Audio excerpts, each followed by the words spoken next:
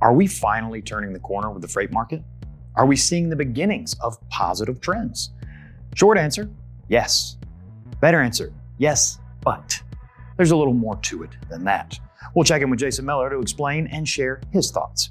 In addition, we'll talk about the new initiatives announced by Love's that will look to update existing stores, build new stores, and much more.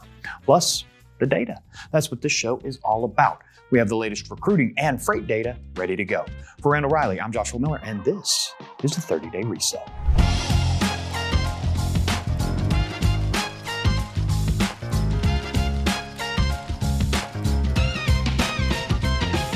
Hello, everyone, and welcome to the February 2026 edition of the 30-Day Reset.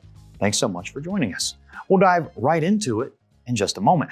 But first, don't forget to like, share, subscribe, all that good YouTube-y social media stuff. And while you're clicking around down there, go ahead and get your copy of all the data from today's show with this month's edition of the 30-Day Reset download. It's available in the description on YouTube and just below our video player if you happen to be watching us on the Randall Reilly site. Now, with all that out of the way, let's get to the data. First up, it's Trucking by the Numbers, brought to you by Stratas. Overall search activity for truck driving jobs was on the rise in January with a 14% month-over-month gain, but still came in low compared to historical trends and was down 11% when you compare it to the same time last year. Job posting activity ticked up while lead costs trended down 4% month-over-month. And all of this together would seem to tell us that, yes, drivers are out there looking. However, they're not really chomping at the bit to apply at the moment. Now, behind me here, as usual, you will see the updated search volumes, click costs, lead costs, all that kind of stuff. For a more detailed breakdown of all that, plus more, well, you can get access to that in this month's 30-Day Reset download, and that's, again, available down below. On the freight side of things are looking up. Total load activity surged 55% year over year as the spot rates climbed 13% compared to last year. And every segment saw increases in load activity and spot pricing.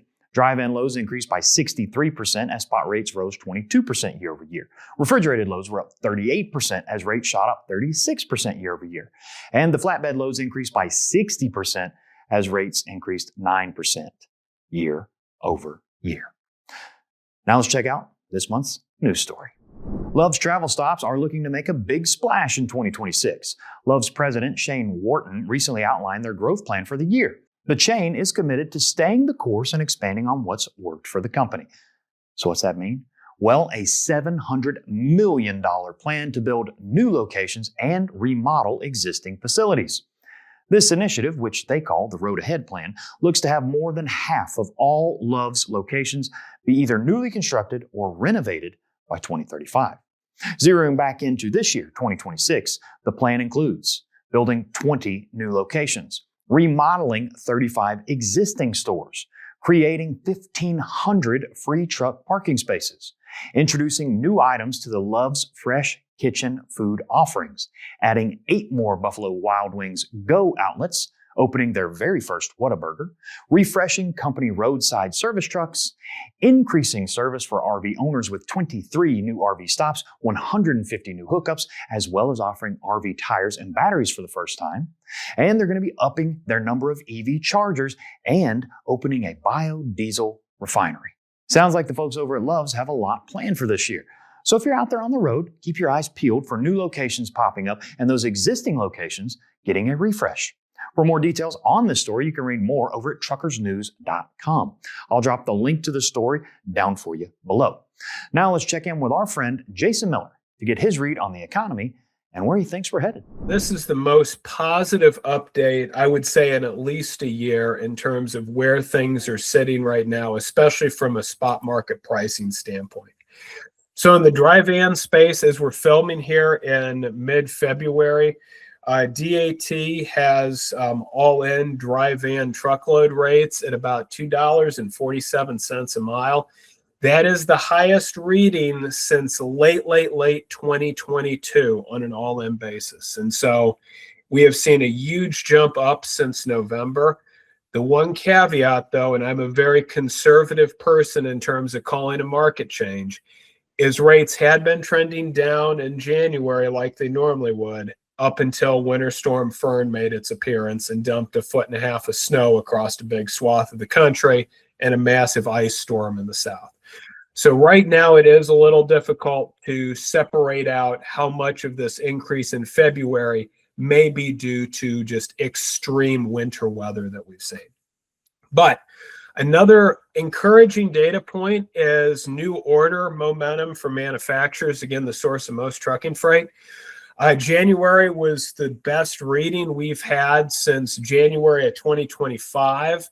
And if we go back, you almost have to go back to early Q1 2022 to get similar readings based on combining data from 5 Federal Reserve banks as well as the Institute for Supply Management.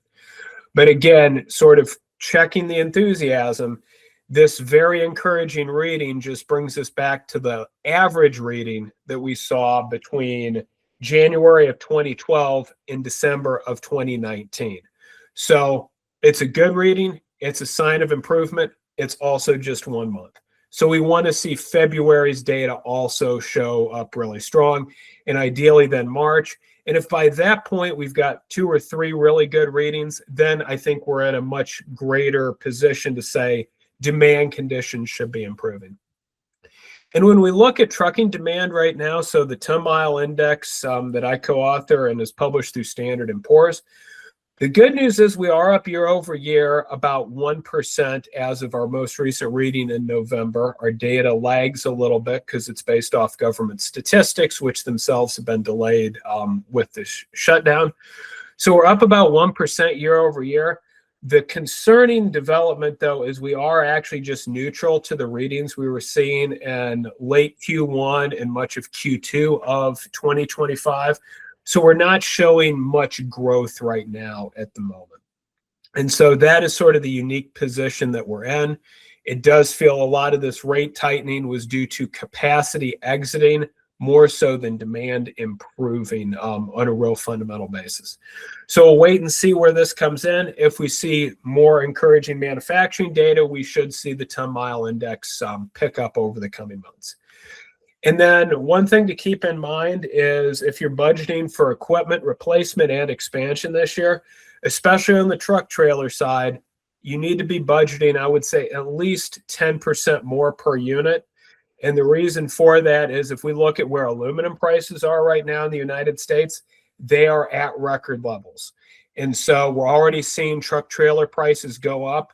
And this is before the bigger increases in aluminum are being factored in. And so I'm certainly not expecting anything like the 40% year over year increases that we saw in 2022.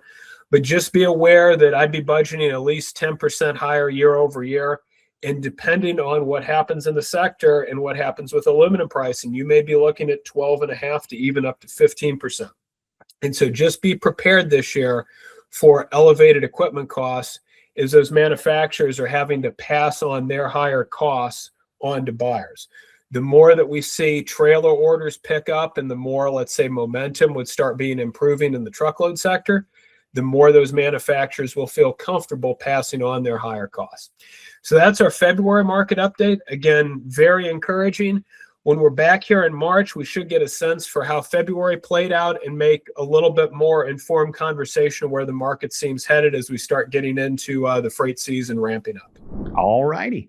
Thanks so much for that, Jason. We really appreciate it. And hey, even though it's a little too early to tell if we're truly finally into the true recovery here, it is nice to hear at least some positive news on the freight market and economic front. Now, if you'd like to hear more from Jason Miller, you can follow him on LinkedIn. Check in with him from time to time. He has some great insights and he'll keep you up to date and informed with exactly what's going on. And with that, we have come to the end of our show. If you want to go over any of the data we covered here today for yourself, you can get that by downloading this month's 30-day reset download. And that, again, I know you know, it's available for you down below in the description on YouTube or just below the video player on our Randall Reilly site. In that download, we have all the economic info and slides that Jason just covered, as well as our news story, freight data, and all our recruiting data on things like search trends, hiring costs, and much, much more. Remember, a lot more in that download than what I actually covered here on the video just because of the time constraints. I've also left a link for Stratas down below, which will let you dive into the data anytime you want and help you be as strategic as possible with your recruiting efforts. And if you'd like to talk to someone on our team to see how we could help or partner with you to reach your goals, well, hey, I left a contact link for you down there too.